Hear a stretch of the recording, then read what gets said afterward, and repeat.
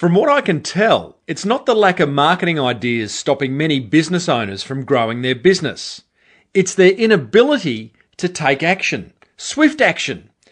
So listen in as Griffo and I share some pro tips on getting stuff done. Go! Welcome to the Small Business Big Marketing Show, where successful small business owners share their secrets to take your marketing to the next level. Now here's your host, Tim Reid. Welcome back, listeners, to another episode of Australia's #1 marketing show. I am your host, Timbo Reid. But you, so much more importantly, are a motivated small business owner ready to crank out. That's it, crank out some great marketing. Now, here's the thing. Are you leaning in to your speakers team? I'm in Cairns right now, ready to enter the marketing, well, no, not so much the marketing cage, the monkey cage, with me old mate Griffo. That's right, I am up far north Queensland, FNQ as it's also known, and I'm at Griffo's house. I'm in the monkey cage. You can hear the monkeys in the distance just kind of getting a little bit restless, and I can see the big fella in the distance just kind of just hanging on a limb as he does, very casually. I'll describe him. Big floral shirt, oversized I would say, hair groomed back, looking a treat, really. And as you can see, he's getting a little bit restless now, making lots of noise.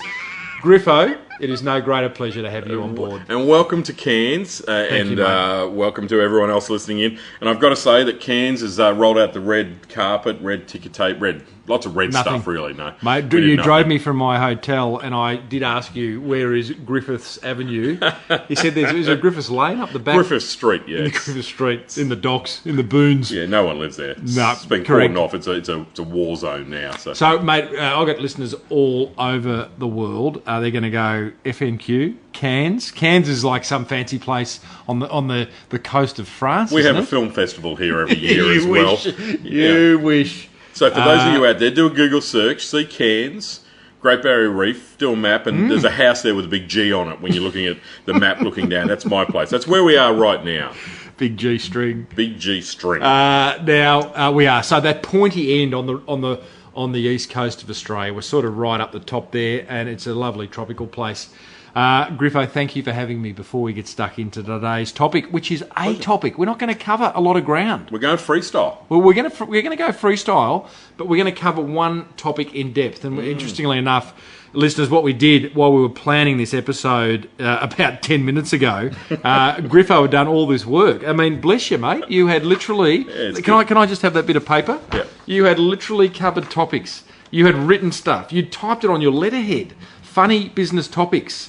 Oh, grow and develop skills, talk about failing up, working with large companies. Mate, you know what you can do with that? Yeah, I know. We're just throwing it all out. Because we both identified a topic that we are very, very passionate about. And you know what?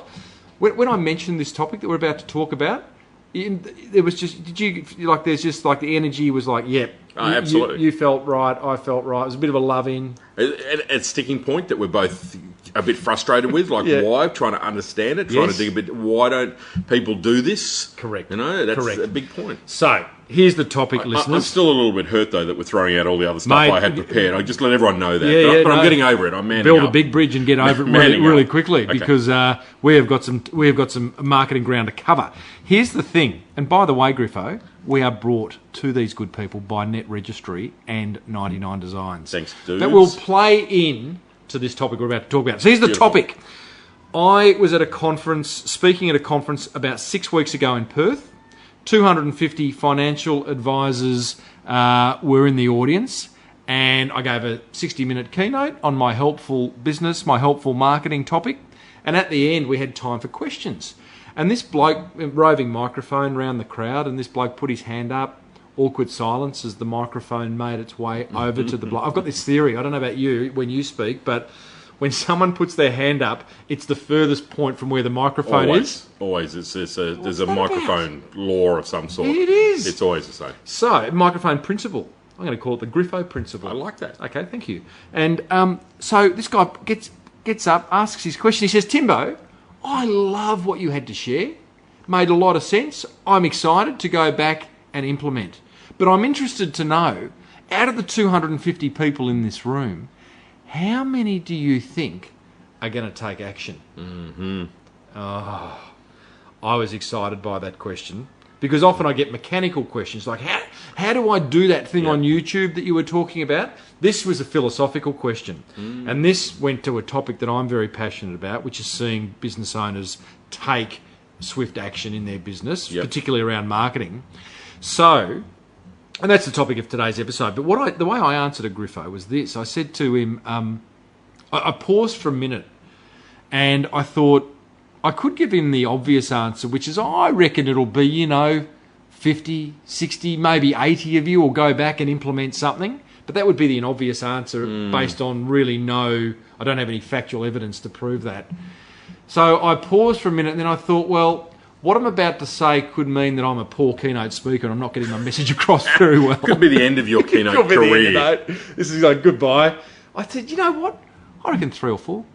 Yeah, wow. That's very honest and brutal of you, but true. I have no doubt it's true. 3 or 4. I said, look, I'm embarrassed to say that because part of me is thinking, well, clearly I'm not delivering my message in a compelling enough way if that small amount is what is going to action what I've got to say. But I know that through feedback that I get from the conference organisers that I'm doing okay with my keynote. So what is it? And this is where our discussion begins. And as you said, we just kind of touched on this just having a chat a few minutes ago, and I agree. It doesn't matter what I'm doing, or whether it's running a workshop, whether it's doing a presentation, whether it's writing an article where you want someone to take action. It's a big thing. A, you don't normally know who does take action, so there's no real way often of measuring that.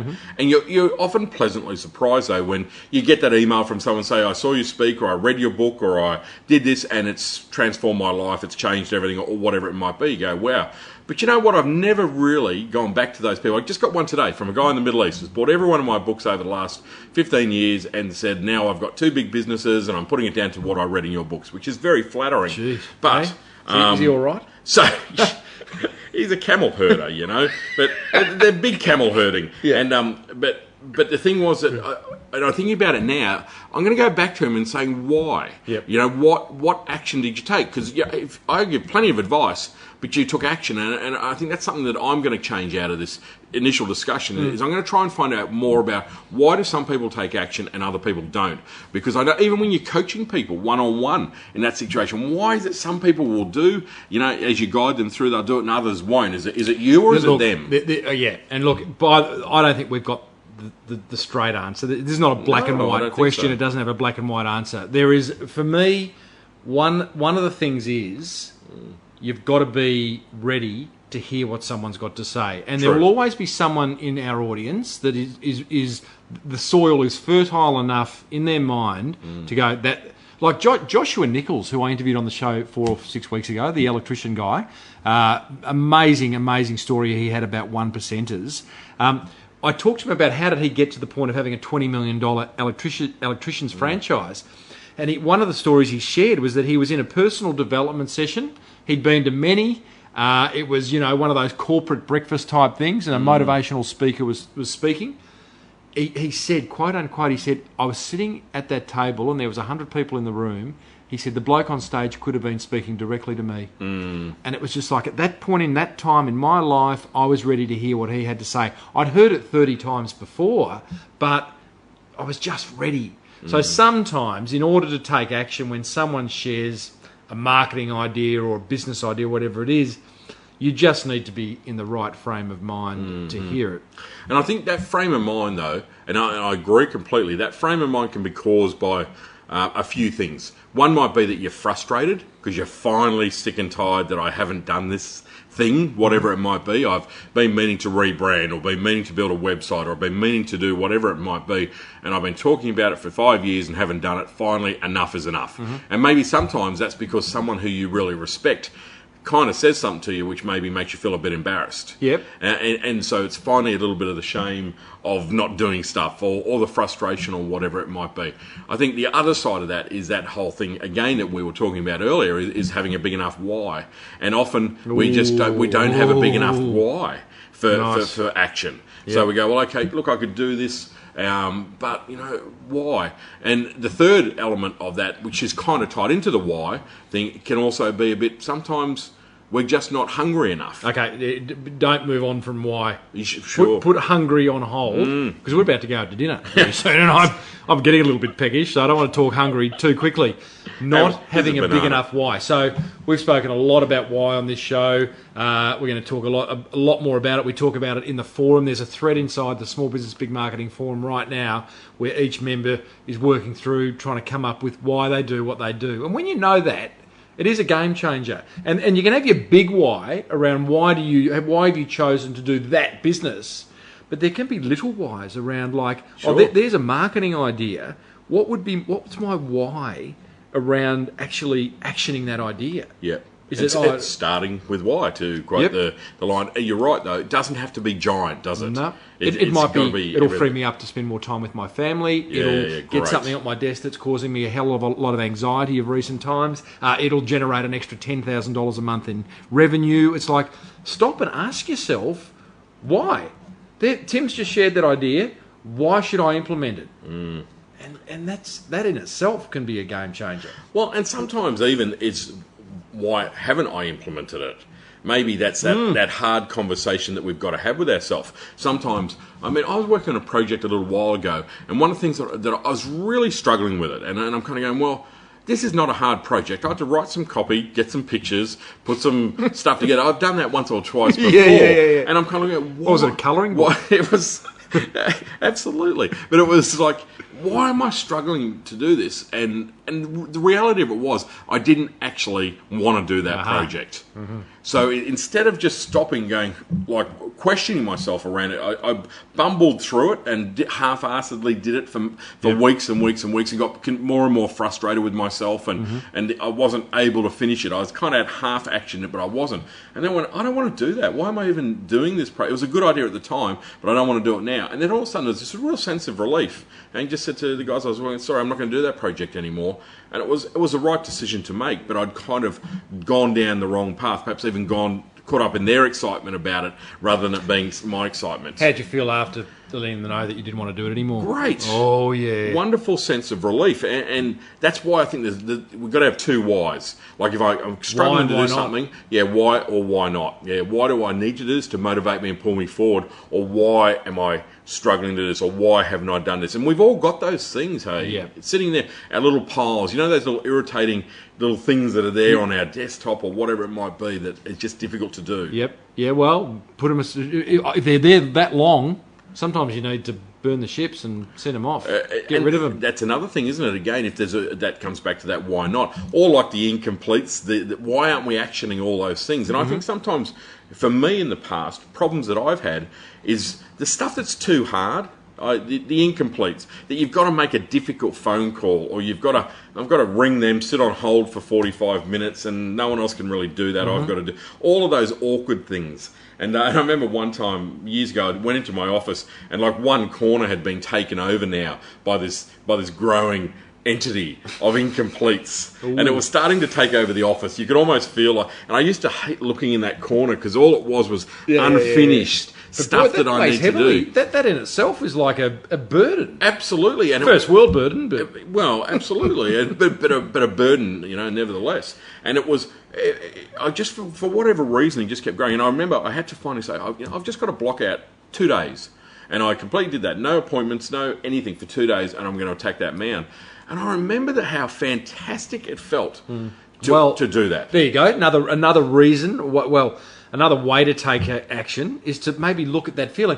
We were talking earlier on the balcony overlooking the... what are we overlooking here, Griffo? Cairns, right. Cairns, City of Cairns. Drinking gin and tonics. No, we're not. No. But you were talking about how, like, when you go to write, like we're talking about when you're in your go zone, separate conversation, but it's like that 2 hours of power in your day when you just achieve at your highest level. Yep.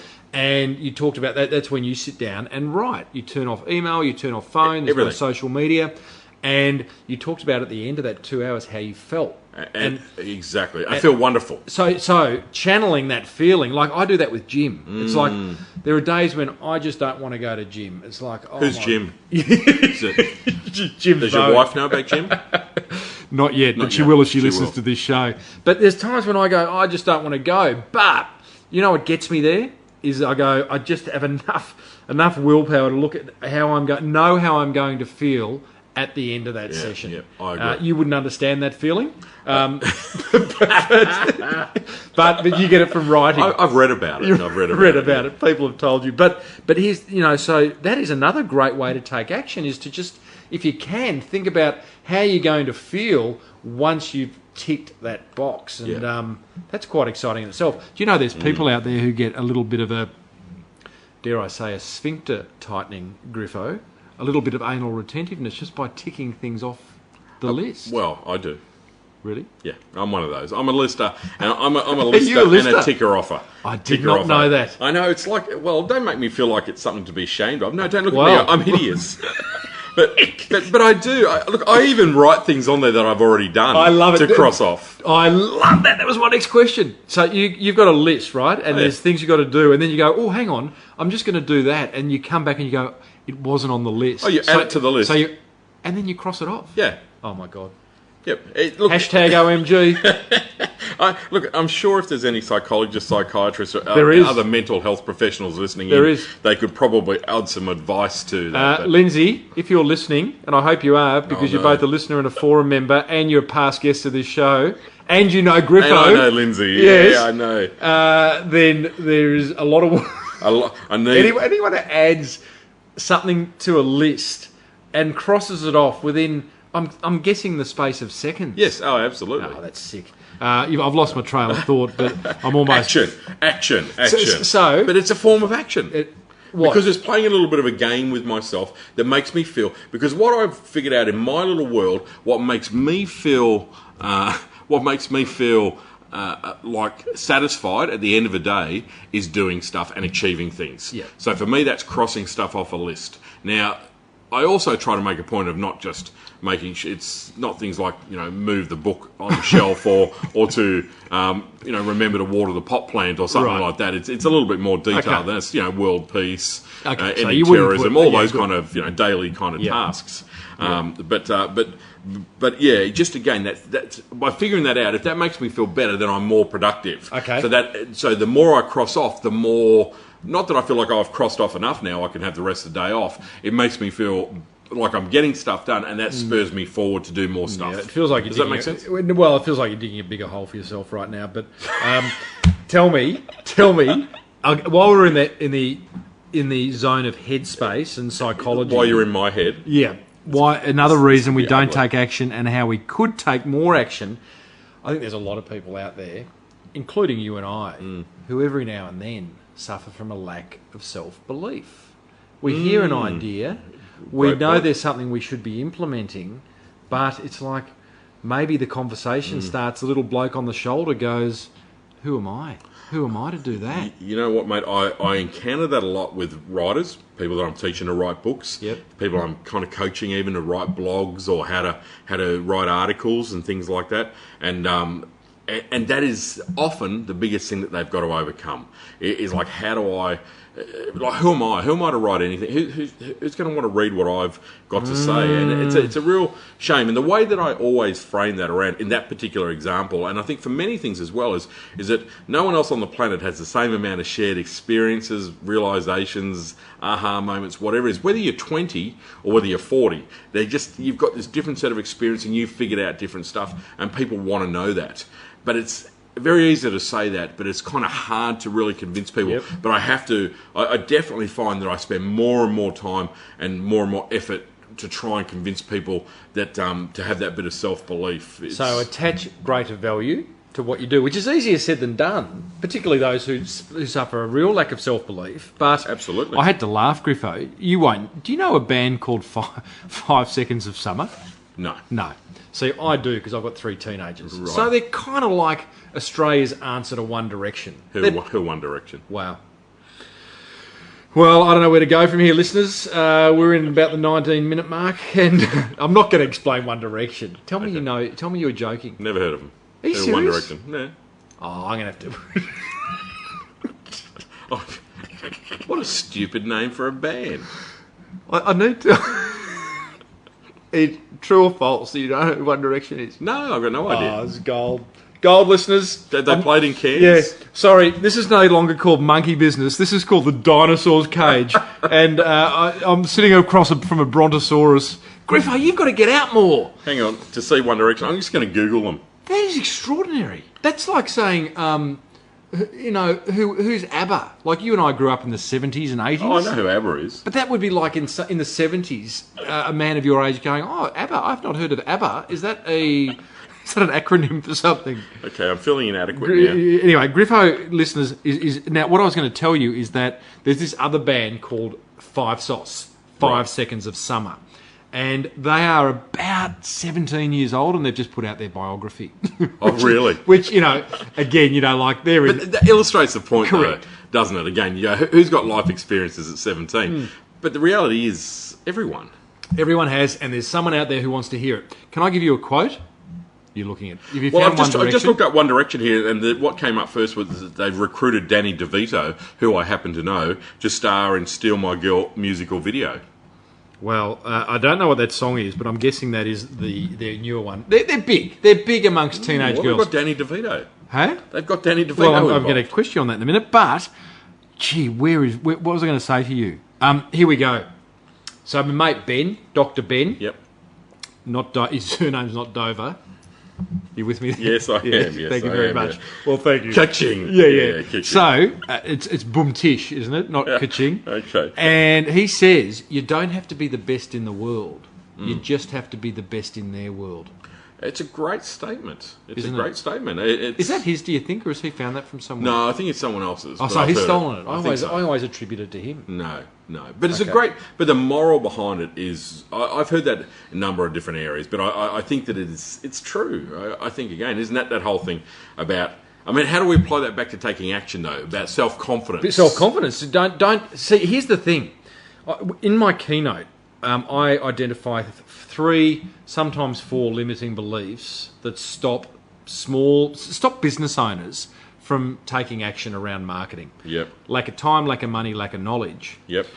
The 4th is they think, their marketing is going to have to be amazing. Yeah, if it yeah. can't be amazing, then they can't do it. Yep. So therefore, they don't do it. They don't take action. But imagine if you could just reframe that and think, you know what?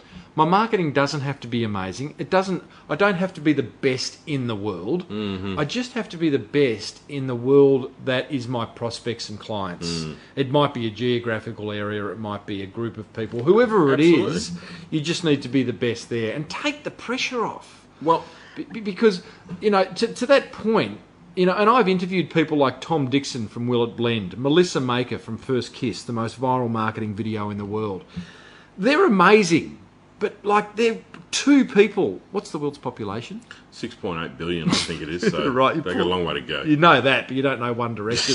But that's 2 people in 6.8 billion, right? You're not going to be those 2 people, and I don't mean to be the doomsday to say don't ever try and be amazing, but take the pressure off, and you may get more done. I think that's kind of giving us permission, because I think you're right there. What I take from that is we don't take action out of almost a fear that it's got to be so perfect we'll never almost be able to live up to that. Perfection. Writers do that, again, to use that writing analogy. Here's another one. There's a lot with authors who never finish a book, because as soon as you finish it, you've got to publish it and someone's going to read it. So it actually becomes an ongoing form of procrastination. But it is, I think, for those people who struggle with action for that reason, I think we're living in a most wonderful time where people are really okay with things not being 100%.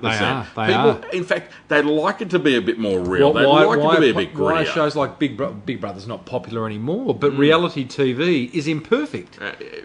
For all the wonderful reasons Yep. that we're okay with imperfection. Even that strategy now of producing iPhones or anything, like get it out there and then we'll fix it up. Yep. Whereas we, again, a little bit older, tend to have the view of get it right and then get it right and then get it out. Yeah. Whereas we would never think of launching something without it being perfect. But it's a bit of an old-fashioned kind of concept. Okay, so here again, and I hope listeners, we are helping you in some way, shape or form be able to take action in something that you've been putting off, or deciding not to take action, because that's an action And that's in itself. okay. That's Yeah, okay. absolutely. So, lost my train of thought there. Gee, it I've was got a a few good one. thoughts. You have got a few thoughts. Can I just say, you touched on perfection, lose perfection. That's what I was going to Tortured say. life living with perfection. Tortured life anyway. Sometimes. I mean, Only when we're doing these podcasts, it's exactly tortured, right. but- Exactly right. There is a. I never got an example of this video, but I talk about it often from stage, and it's a guy who owns a bike store. Name's Pete, and he should never really have embarked on a video marketing strategy because the way. And let me explain his videos, and it's kind of a visual thing, but I'll try and paint the picture. What you see Pete do is the first thing you do is you see him walk up to the camera. Well, you don't see him walk up to the camera, but when the screen comes on, he's pushing the record button and looking really close into the make lens. sure the little lights are Oh, the on, light's on. It's on. So then he walks out of frame. Then he walks back into frame and he stands there and he is so nervous. He is so nervous.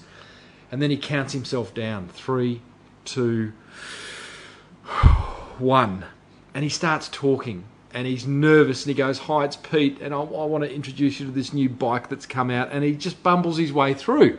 My point being is that Pete could have quite easily gone, "You know what? I'm no good at this video stuff. I'm not going to do it. I'm way too nervous." Right. Instead, he celebrated his imperfection. He celebrated his nervousness, and that's part of his brand, and that's why we love him. Yeah, Right? Great. Do you love that? Point.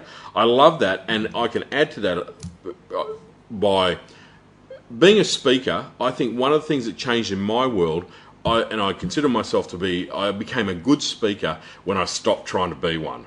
When I finally stopped trying to be Mr. Perfection, or when I finally said, you know what, I'm just going to be authentic as a speaker. That's going to be my goal. If I miss a line, if the slide buggers up, if something happens, I'm not going to get stressed about it. I'm just going to be authentic around it. And that took all of the pressure off me. I stopped, because I was very stressed before I would present. Now I'm very rarely stressed at all, simply because all I care about is getting the message across, not being Mr. Perfection as a speaker. And that's freeing up in itself. To Totally know, like, freeing up. I'm talking tomorrow, round stage, 750 people, and I'm nervous about it. It's a good nervous, but I'm so excited about getting a message to them. And that again, so you can take action. And I think that can apply to a lot of other areas as well, where we're not taking action because, again, of a fear of some sort, or we're trying to live up to, we don't do any marketing, we don't speak at the local Rotary Club because we're concerned that we'll look like an idiot or whatever. And I turn around and go, with all of that stuff, or we don't start our blog, or we don't do those things, you look at them all and go, what the world wants is just people to be authentic. Whether it's on a video, it doesn't matter. And that's, once we kind of go, well, you give yourself permission to just do it without it having to have to be perfect. I think that's a very freeing up thing. I like that. And I agree with that. I think authentic, I'm going to challenge you on two things. Sure. But I agree with what you said. Authentic's an overused word. And it is. We need a better word. It makes word. me feel a little bit sickly. Yeah, but it just means being yourself. That's how I interpret it. Like, just be yourself. As I say to my kids, and I've said on this show before, don't lie, because then you've got to remember what you said. So, like, move on, be yourself, be authentic. You want to read a good book? Always. You love books. The 4 Agreements. You read the 4 Agreements? No, I've got it. I haven't read it, though. You've got it. You haven't read it. One of the I've got 400 books over. Yeah, okay. The first agreement: be impeccable with your word. Yeah, right. Hey? Wonderful. 4 Agreements is how to live a wonderful life, based on the 4 Agreements. I'll put a link in the show notes. So authentic. Okay, we agree that we need a better word. The other part of that is, I saw a YouTube video the other day that was the winner of the Public Speaking Awards of 2014 from Toastmaster, who I don't agree with Toastmaster. Oh, Timbo doesn't agree with Toastmaster. They're going to be sending the emails. There's going to be ripples. We're going to get mail. I know. But, so this guy won it. 30,000 people got down to him, and then I read a blog post kind of dissecting why he won it. And one was his authenticity. If you watch this video, I think he's really... Is it inauthentic or unauthentic? There's a lot of debate around that. Either will do. Yeah. I didn't buy into his authenticity. I thought he was putting on a show. But anyway, that's kind of digressing, and you haven't seen it, so you can't comment. No. But love that, Griffo. But it's a big point. A couple of other things about taking action, though. Go. That's what I think one of the. I think there's a few other reasons why people don't take action. And again, I put myself in this. I'm not trying to say that I'm the master of taking action, but I think a lot of times we don't have the right habits. And that's another interesting point around that. A very brief story. I met a guy. He came to see me and wanted some advice. He was a massage therapist, and he had a really successful business. And he came, and he had like 8 masseurs that worked for him, all the rest of it. Anyway, he came to see me. He said, I've got a real problem with getting stuff done. So I've got this whiteboard at home, and I've got like 200 or 300 things on it that I want to do. But I just, I get home at the end of the day, and I'm just buggered. I don't do any of them. So I said, so tell me about your day. And he said, oh, well, I get up around 4:30. I go for about a 20-kilometre ride, then I go to the gym and do martial arts for an hour, then I swim a kilometre in the pool, then, then I said, well, okay, stop you there. I'm exhausted listening to that. Obviously, the problem is that you're a lazy sod, so, clearly that's the issue here. So, military guy, all the rest of it, and I said, okay, so... When do you feel you're most fired up and your brain's fired and you're motivated and excited? And he said, 8 o'clock when I first get to the practice and we start massaging. I said, so at 8 o'clock when you're in your peak state, you go into a dark little room, rub coconut oil on people and start playing Enya. And he said, yeah, and bring your state right down. And I said, first thing we're going to do is block out that 1 hour from Monday to Friday, and that's going to be the time where you get your key activity for the day done. And anyway, the guy said, okay, well, I'll try, but I'm going to lose $5. And I said, you're going to invest 1 hour a day in your business. It's going to be the best hour. Hold that thought, because exactly, he's gone, I'm going to lose fear 2 clients. Well, fear of losing 2 clients at what, $60 an hour, exactly. $120, but... Imagine what he's going to achieve in those 2 hours. It's going to be $200, much more than $200 of value, but $1,000 of value for his business. So that was the habit that we had to change with him. And he came back to me several months later and said, I need another whiteboard because I finished all the stuff on that whiteboard. Now I've got more ideas. He said, my hour a day that I spend on my business is he said, I treasure it. And he said, I really want it now to be 2 hours. And he said, so what's changed in the business? So he says, now straight away, the revenue has increased by 30 to 40, I can't remember the actual number, it was like 35%.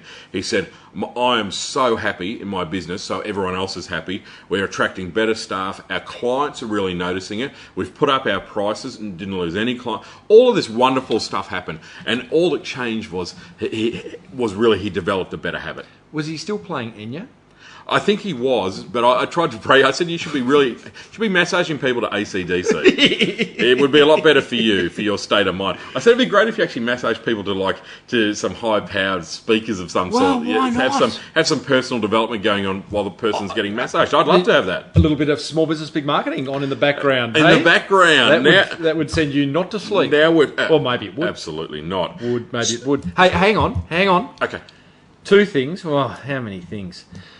People who are listening don't take action around a couple of things. And one is their online marketing. One is their design work. As you know, Griffo, this show's made possible because I went out and sought some sponsors. I took action. And it wasn't easy. Serious and action. It was there was a lot of rejection. There you go. Another thing is rejection. Great points. I often You've had more than your fair share, I imagine. I have. For reasons that we won't bring up the elephant in the room, of course, Don't. And, even dating back to my dating kind of period was also a lot of rejection. But, there was a lot of rejection, and it took me a long time to get some sponsors. A, because I wanted to identify the right ones, and B, I didn't like rejection. But anyway, finally 99 Designs Net Registry on board. I want to acknowledge them before we get... We're sort of, we're... well and truly more than halfway into this episode, Griffo, in the dinosaur's cage. Hey, how's One Direction going? Griffo, how many small business owners are putting off getting stuff designed in their business, do you reckon? A lot. Huge amounts. And here's the thing. They think it's too expensive. Often it can be. Yep. They don't know where to look. Or they don't know how to go about it. 99 Designs solve that. Don't actually know what they want. Don't know what they want. So the best way to do that is to have a comp and find out a whole pile of stuff. So, that's what Correct. I want, that's what I don't want. And there's the beautiful thing about 99 Designs is that you do run a design competition, and you will have designers from all around the world submitting finished designs, not proposals, finished designs to your brief. Yeah, nice. And then you can go look at the 60, 80... 120 designs that you're going to get, and you'll know that's the one. That's what I've been looking for, not the 2 or 3 designs that you may get with your local designer. Yep. Sorry, local designers that are listening, but I know. There's a bit of an ongoing debate with me and them, but that's okay. So the idea is to go and use 99 Designs, 99designs.com/SBBM, and they get a $99 upgrade, which gets them 185% more designs as well. So we've got to love that. Nice, mate. Very nice. So easy way to take action. Yep, great. Number 2, net registry, online marketing. Get your domain. Just get that domain name sorted out. At least start that. I heard a stat the other day that still 50% of small businesses don't have a website. 43.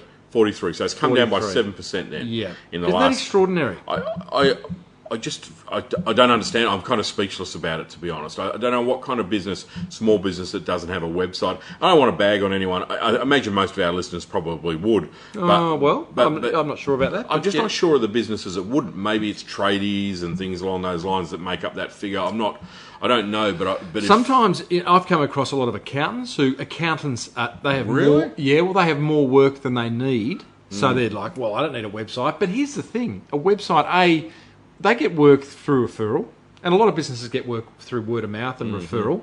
And one of the things that happens, I don't know about you, but if I get referred to someone, I'll generally go online and check them out before I make the phone call. Always. Depending on how. I mean, if it's to buy a chocolate bar or not, but if it's to a high involvement purchase decision, I will. And so I've come across accountants who go, I've got lots of work, but then I say, have you got the right kind of work? You're getting work passively in many respects. You're doing what you're taking what you get, as opposed to going out and, as we talk about, targeting the right kind of clients. And I think that's where a website's a wonderful screening mechanism, really, isn't it? Do I really relate to this business? Do I want to work with them? There's a lot of listeners or a lot of business owners who think getting websites hard. It's not. Netregistry.com.au. You can get your domain name, you can get your hosting, you can get your website designed, developed. Wow, okay. You can get it search engine optimized, the whole lot. So, when you've got simple solutions like 99 Designs or Net Registry or whatever it is, stop umming and ahhing and just test it out. Because one of the great things about, these two sponsors and a lot of these other online solutions is that the bar is low. Like, it's not as if you're going to drop a whole lot of dough by doing it. It's not $5,000 that you've got to spend on a website. And I think you're right earlier on when you mentioned that's that bit of uncertainty around that, is that often I think we can be concerned because of a belief which is actually not true anymore. Aha. Okay, so let's move on about beliefs that aren't true, because we're talking about websites or design. I hear horror stories from business owners. It breaks my heart, from business owners who tell me, see my website, cost me $30,000. See that logo, cost me $10,000. It breaks, and they don't like it. They're not in love with it. It breaks my heart. So don't believe everything you hear. Yeah, and also things have changed. I think that's another element of it, as we've pointed out, the fact that there's a bit of dinosaur element in here. But you are more au fait with technology and what's going on than anyone I know. Wow. So as much as I don't know, that's so tragic for me. Hang on.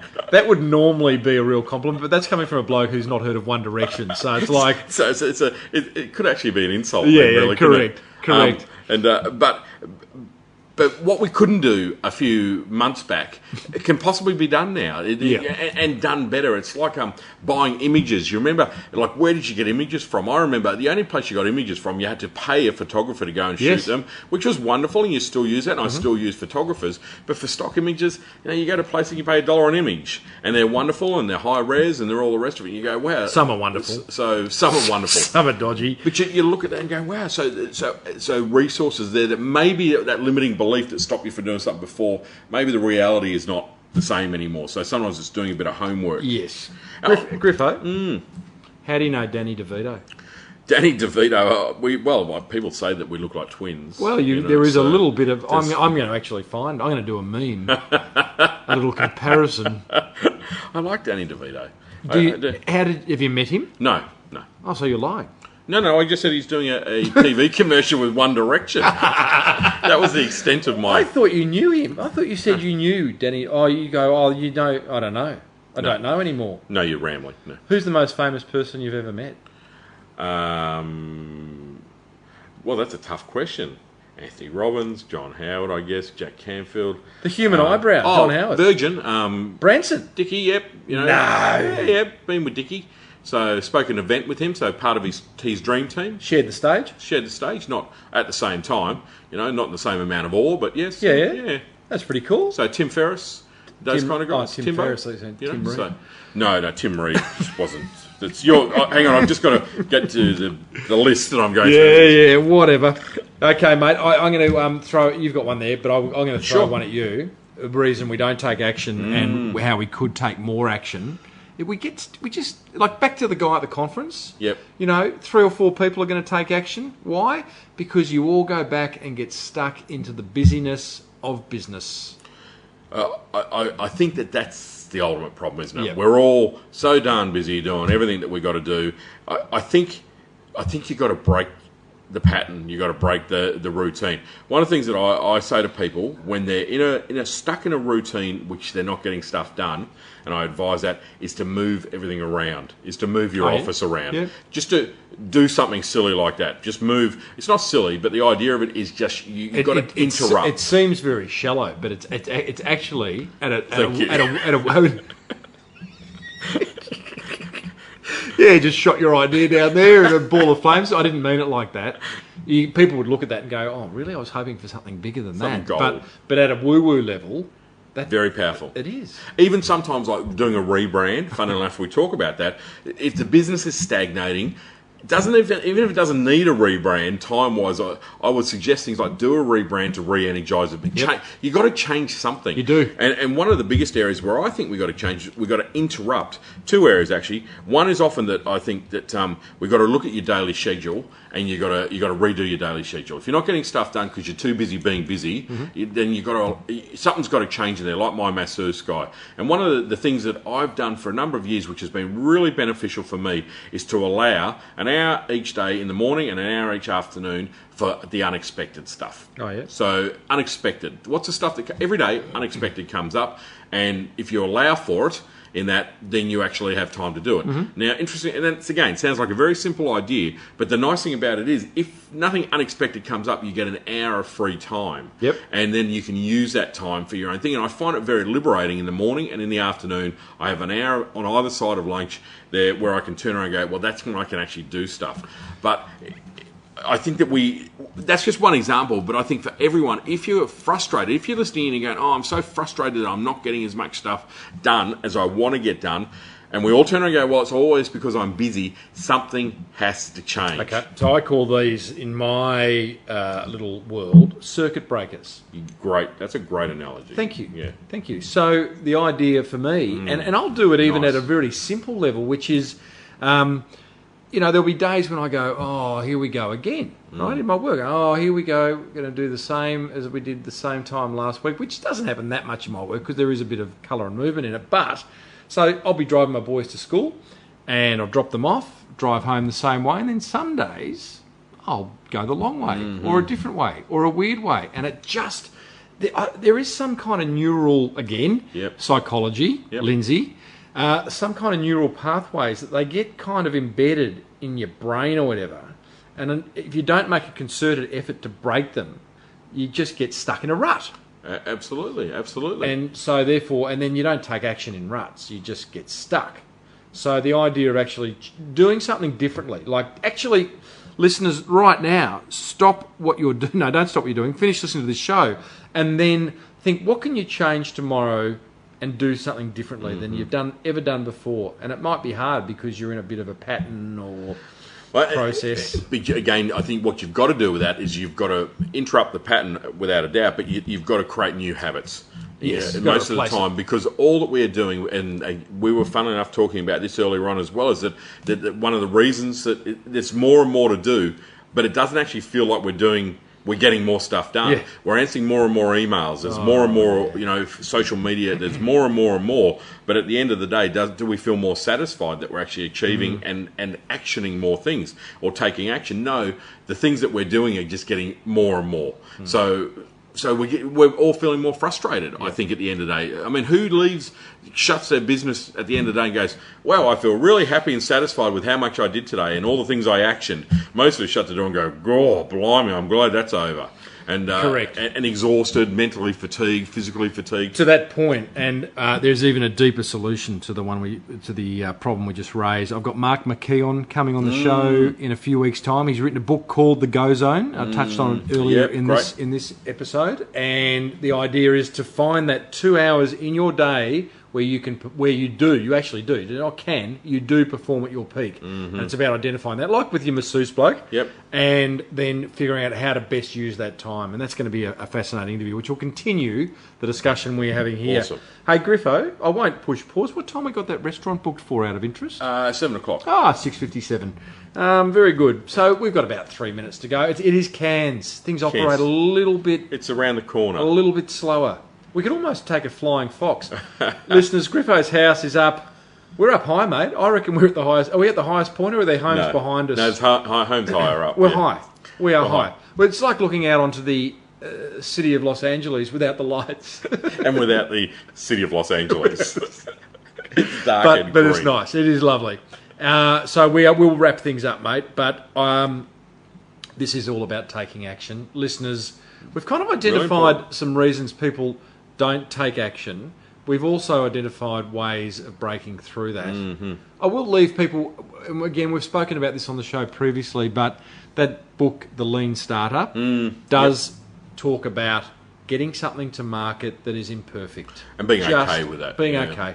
Happy days. It's to market. People are going to feed back to me, oh, that's dumb, that's stupid, this doesn't work, there's spelling mistakes in that, or whatever. Cool. There's your feedback. Change it. Put out 2.0. 2.0, still got a couple of squeaks. Yeah, okay, oil them. 3.0. And just there is a wonderful saying in that book, which is sharpen your offer on the stone of the market. Happy days. Yeah, I love that. I do love that. Bit of poetry. As a writer. Of course, I've got lots of things like that. Love my words. Goodness me. And the final thing I'd like to share is I think one of the other reasons that we don't take action is it comes back to a bit of a self-management thing. And I think that there's a lot of people are fatigued. And it's an old work-life balance thing, which is a bit done these days. People don't like, it's a bit like authenticity. But it's very hard to action stuff when you're exhausted and when you're fatigued and when you're just burnt out. So that's all the more reason to not be fatigued and not burn out. I know it's very easy for me to say that, but it's the reality. I have always got more done at the end of a holiday, on a holiday, whatever it is. And there's never enough time. There's never enough money. There's never a good time to go. The longer your list of reasons are for not going away and recharging the batteries, the more important it is that you do it. Yep. That's my take. Love it, mate. Big topic. Great topic. I reckon this is the start of a discussion that needs to happen on this show going forward. I agree, mate. I don't know in what other iterations it'll happen. It'll happen with Mark, but just we need to keep talking about it because both you and I speak from stage a lot. Both you and I share ideas that we know resonate with our audiences. I know that the stuff that gets talked about on this show resonates with this audience, but I also know that most will now go, oh, there's the end of the episode, and get stuck back into the busyness of business. So, to that end, and to close this show, Griffo, I wonder if we could setting a challenge seems a bit naff, but like maybe what's the question? You ask the right question, you get the right answer. So the question to ask in order to make sure people do take action, putting you on the spot here, putting myself on the spot here, but let's throw some out because different questions resonate with different people. Well, I like the why and the why not. If you said there's 5 things that you wanted to get done and you're not getting them done, you're not actioning them for whatever reason it is, find the why to get it action and find the why not for each of those. Okay. So you can have a big reason for doing it and really spell out why you're not doing it. What is the real reason? Not you're busy. There's a bigger reason. If there's $1 million payoff, you'd do it. Yep. There's a reason for your 5 most actionable items. Like that. Another question could be not even a question. Set yourself a reward for actually decide on an action and reward yourself. And again, great point. Someone inside the forum this week celebrated the success their business is having since actually joining the Small Business Big Marketing Forum. And I just thought, just acknowledging that success alone, without going off and buying themselves a new car or a night at a fancy restaurant with their partner, just acknowledging the wins, hey? Just going, well done. What's that feel like? We're not very good at doing that as Australians. No. It's something there that we all feel that you shouldn't celebrate your wins. And you shouldn't do this. What's next? Yeah, and I wish it was a culture that we would change in this country. I think the more we could celebrate wins, big and small, however you do it, it doesn't really matter, but it's almost just move on to the next thing. We're always moving on to the next thing without taking a moment. Well, I think we've had a win, mate. You and I are going to go look at each other. What, over a candle, or is it? It's not a dimly lit. It'll be beautiful. I'm hoping it'll be romantic. I hope it's not. I hope it's a bit of a pub or something. We can have a Parma and chips, or a beef Wellington. You'd be a bit of a 70s beef Wellington fellow, wouldn't you? I like a beef Wellington. I do like it. I think it's something that I don't see on enough menus these days. And you're not going to see it on a Cairns menu. I can pretty much guarantee that. I think we can remind ourselves what beef Wellington is. It is a large bit of beef with pastry. Covered in liver pate. And then pastry. And then phyllo pastry. Yeah. Like, what was that about? It's, that's all a bit wrong. Back in the days of butter and someone stuff. thought that'll work and they took action. Yeah, I'd like Took it to market. Griffo, it's been an absolute pleasure. It's a nicer way you bought that back then. I'm very impressed, Timbo, as are the audience. Yeah, that's how we roll around here. Hey, it's all about taking action. I think I shared an inspirational quote a few weeks ago, actually, because I do one at the end of each episode. I think I've already shared this one, which is action creates reaction. Have you got a little quote that just kind of is sitting on the top of your cranium? One that always works for me is passion equals profit. And nice. and I always turn around and go, those businesses that are passionate, those business owners that are passionate, rather, that anyone who's passionate about anything, they'll create profit. Whatever profit means doesn't just mean money. It that's how I explain that a little bit. Love it. Listeners, I am going to slowly remove myself from what I thought was the monkey's cage. It's clearly not. It is a dinosaur's den. I don't know what noises dinosaurs make, but we'll find something. It's more of like a horn or some kind of guttural noise, which we will find. But I am going to slowly remove myself because I'm a little bit scared that I'm trapped inside this home with a bloke who doesn't know who One Direction is. I don't know what else he doesn't know. I'll find out over dinner. But as I step away, I want to thank you for listening, for tuning in to Australia's #1 small business marketing show. I want to thank Net Registry and 99 Designs for making it happen. And I wish nothing more than Griffo doesn't get too romantic over dinner and that your marketing is the best marketing. We'll see you later. You've been listening to the Small Business Big Marketing Show with Tim Reid. Want more marketing goodness? Then visit smallbusinessbigmarketing.com.